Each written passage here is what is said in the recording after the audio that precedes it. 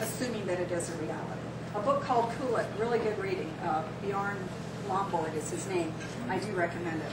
So, you can spend billions of dollars. I'm not sure exactly what problem they're trying to solve there, but they're not going to solve the problem that they say they're trying to solve. So there's something else behind that, I do believe. We also, by the way, need to put nuclear back on the radar screen.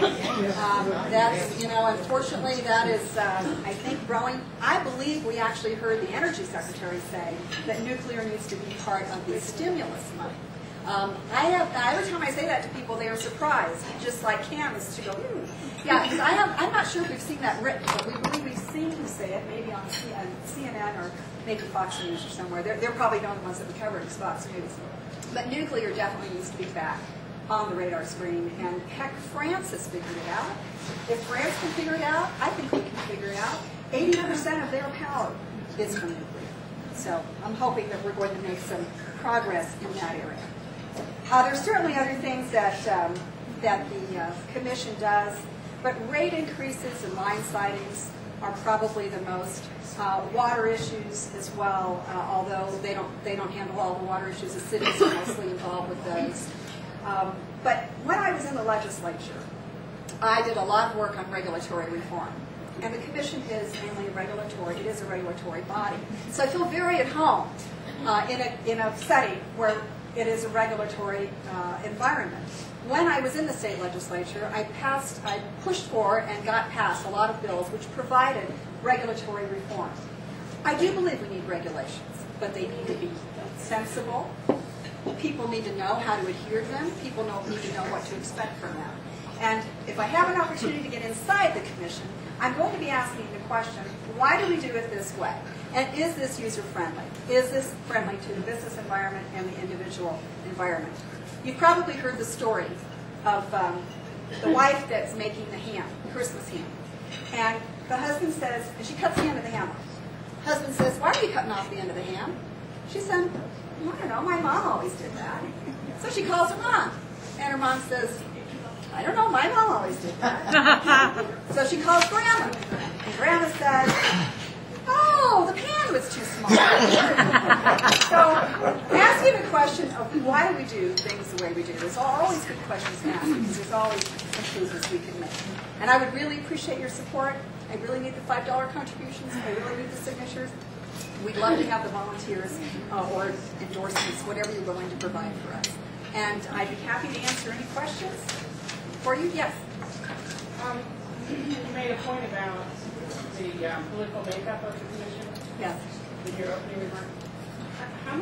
How does political ideology affect how the commission works? I mean, what difference from me sitting outside, what difference does it make that we have a Democrat majority or a Republican majority? Well, I think just generally speaking, from well, first of all, because they do go over into policy. So if that's one question, because it's not just about setting rates, although that's key too. But there are policy decisions that they make.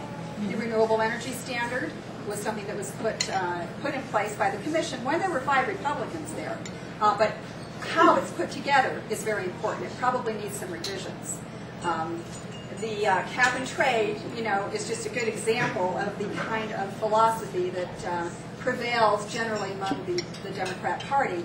And any policy that could come along that might be pro-business or anti-business.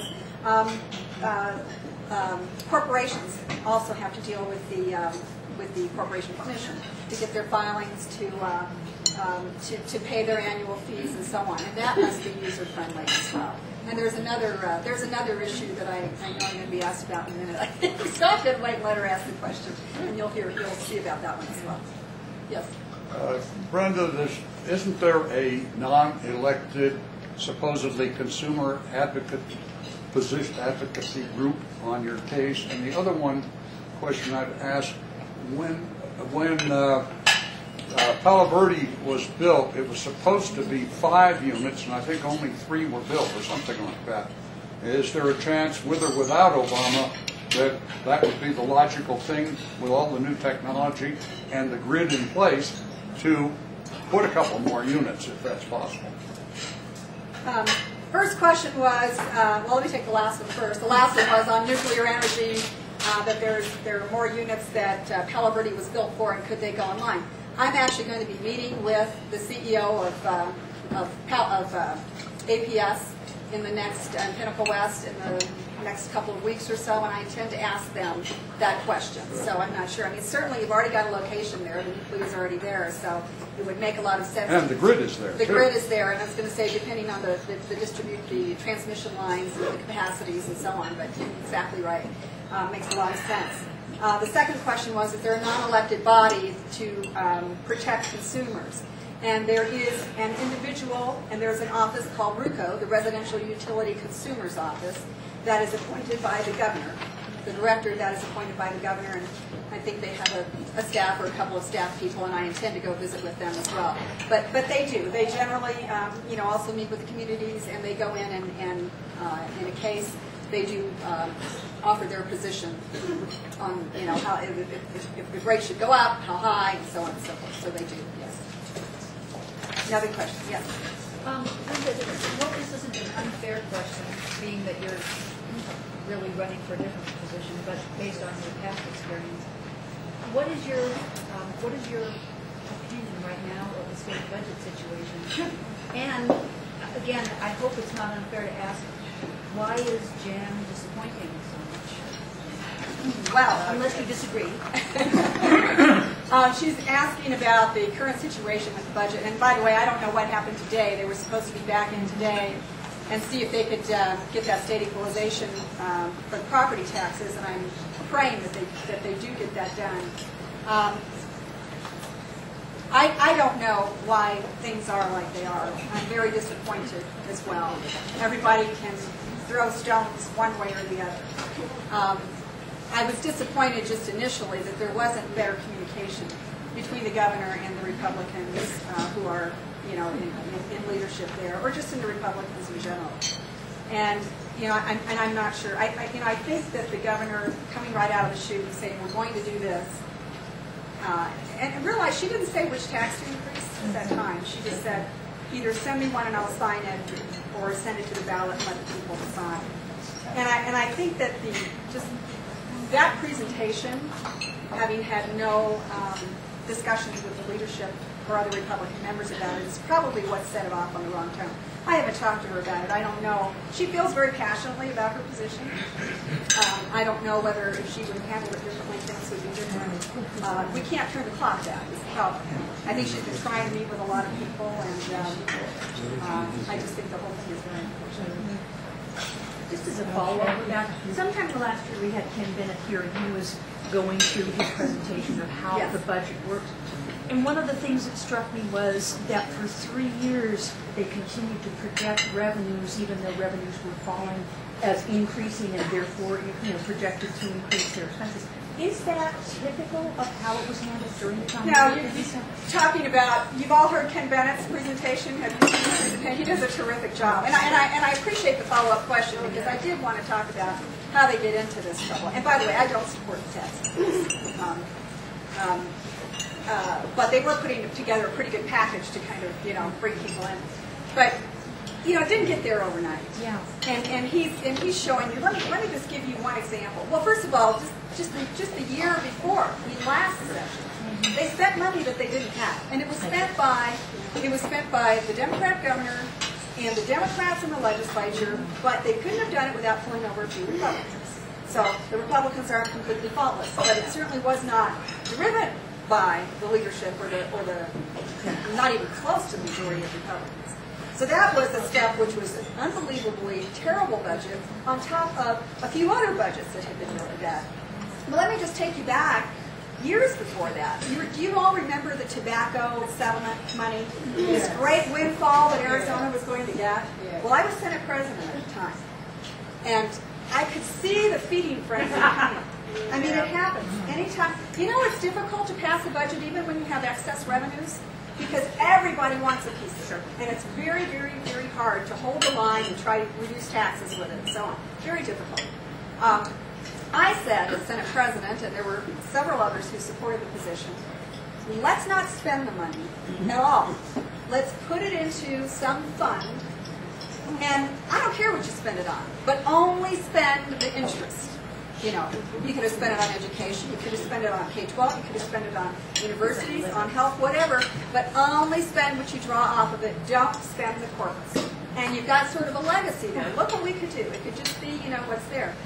Well, couldn't get that passed because everybody had their pet project. So the Hospital Association went to the ballot and spent it on more health care and said in there, if there's not enough money from the tobacco settlement funds to pay for this, the general fund will pick it up.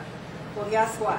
Pretty much right away there wasn't enough money, and it's just skyrocketed, and the tobacco settlement money, I think, is pretty much, you know, dried up, or it's certainly been reduced. So that is one example of what happens, and a lot of it, and that happened at the ballot, because people thought they were spending free money. And you probably didn't know, you know, all the other ramifications of what could happen.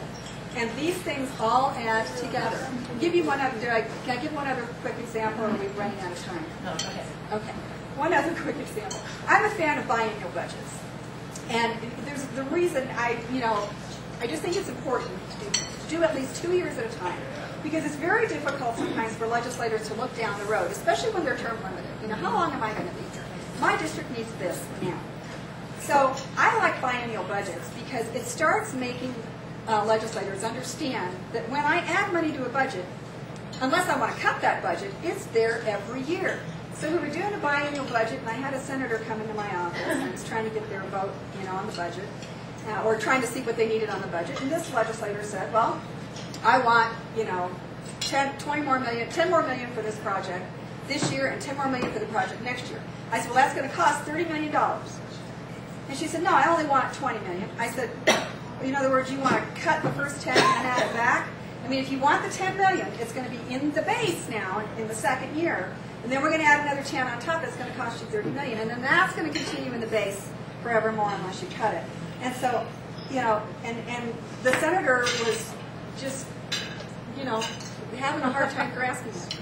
And that is, you know, you just, unless you are really going to be responsible for that budget from here on in, you don't realize what you're putting in the base and what you're building for the future. And look, here we are, you know, here we are.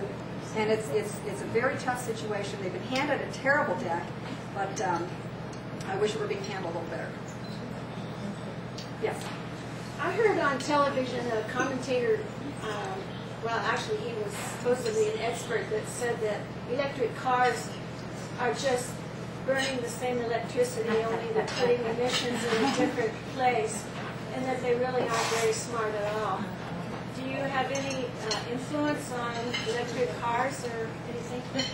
Well, I've always been a supporter of alternative energy sources, you know, anywhere. But you are right. I mean, that's a good point. You know, if they're going to get plugged in and get electricity, somebody's got to be generating the electricity. But how the electricity is being generated, I don't know. Maybe we could put solar panels on the car. I mean, you know, and I think something like that is coming. As a matter of fact, I think I was, yeah, exactly. So there you go. I mean, you know, that's what I'm talking about, the little laboratories around. Keep finding better ways to make it when you get the concerns that are raised. Brenda, I think it was just wonderful and very informative, and we really appreciate you speaking to us. My pleasure. Thanks.